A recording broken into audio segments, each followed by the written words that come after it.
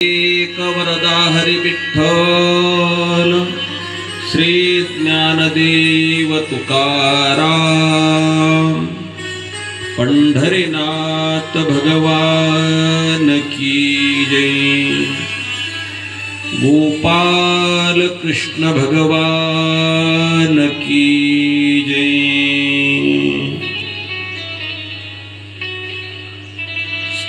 शुनकोवाच निर्गते नारदे सुतं भगवान बादरायण हो श्रुतवास्तंतभिप्रेतं तमं किम करोति भीम। श्रीमद भागवत महापुराणाच्या 7th अध्यायामध्ये महाराज म्हणतात, द्रौपदीची आणि अश्वत्थाम्याची या ठिकाणी कथा आलेली। ज्या टायमाला महाभारताचं युद्ध होतं, कौरव पांडव दोनों भाई 18 राक्षसैनी मिले जमात। जुआ बाजे खेलो यारो मर गई 18 दिन क्या। ज्या टायमाला सगळे या ठिकाणी 18 राक्षसैनी सैन्य नष्ट होतं, त्या टायमाला 5 पांडवाचे काही मंडळी जिवंत राहतात, कौरवाचे काही मंडळी या ठिकाणी जिवंत राहतात। आणि मग त्या टायमाला श्रीकृष्ण परमात्मा म्हणतायत की हे 5 पांडवांनो, तुम्ही 7 दिवसापासून 18 दिवसापर्यंत या ठिकाणी युद्ध करत असताना तुम्ही थकलेले आहात। आपण थोडं या ठिकाणी वनगमन करून येऊ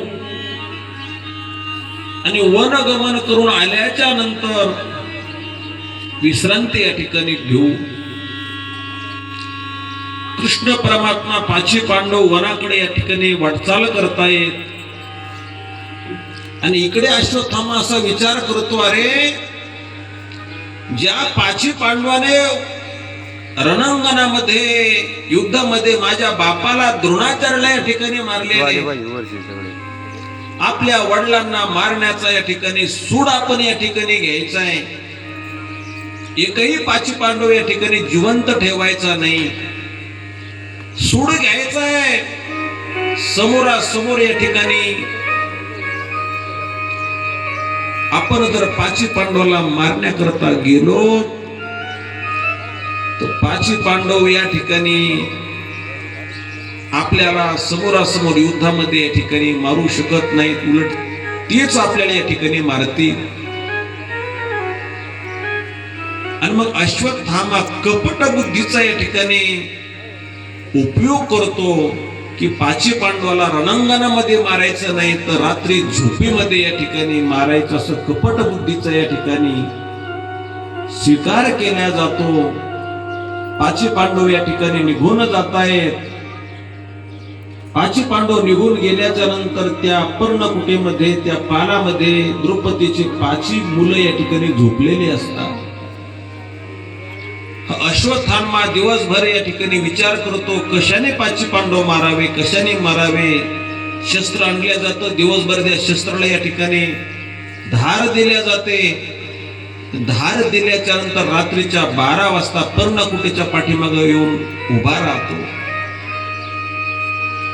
12:30च्या सुमारामध्ये पालामध्ये डोकावून पाहतो, तो 5ची 5 या ठिकाणी पांडव झोपलेले असा त्याला भास होतो। कामातून झालेला मनुष्य जसा विवेक विसरतो, याच पद्धतीनं अश्वत्थामा विवेक विसरतो। झोपलेले 5 पांडव आहेत का झोपलेले 5 पांडवाचे मुलं आहेत हे पाहत नाही। जसा जातो तसंच तलवारीनं महाराज 5ची 5 जणांच्या या ठिकाणी मुंडके छेदून घेतो। तलवार रक्ताने माखलेली असते, माखलेल्या तलवारीला घेऊन कुरुक्षेत्रावरती जातो आणि दुर्योधनाला म्हणतो, दुर्योधना, जे काम माझ्या बापाला करता नाही आलं, जे काम मोठमोठ्या वीरांना करता नाही आलं, त्या 5 पांडवांना या ठिकाणी मी मारलेलं आहे। हे पुरावे सगळं रक्ताने माखलेली तलवार या ठिकाणी घेऊन येत आहे। अजूनही वेळ गेलेली नाही, तू जर मला या अकोरोक सेनेचा सेनापती पद दिलं तर या ठिकाणी मोठं काम झालं असतं, पण तू दिलं नाहीस, कंजूसी केलीस. म्हणजे तुम्हाला करता नाही आलं ते मी या ठिकाणी करून दाखवलं. असा या ठिकाणी